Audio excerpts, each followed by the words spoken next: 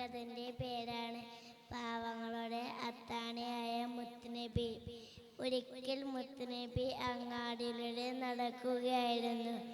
അപ്പോൾ ഭാരമേറെ ചുമട് തലയിൽ വഹിച്ചുകൊണ്ട് ഒരു വൃദ്ധയും മുത്തുനബിയുടെ ശ്രദ്ധയിൽപ്പെട്ടു.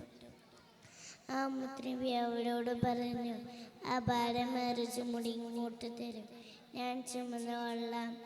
അങ്ങനെ ആ വൃദ്ധയുടെ ചുമടുമായി അവരോടൊപ്പം നടന്നു നീങ്ങി. ആ വൃദ്ധയ്ക്ക് മുത്തുനബിയുടെ പ്രവൃത്തിയിൽ അത്ഭുതം തോന്നി.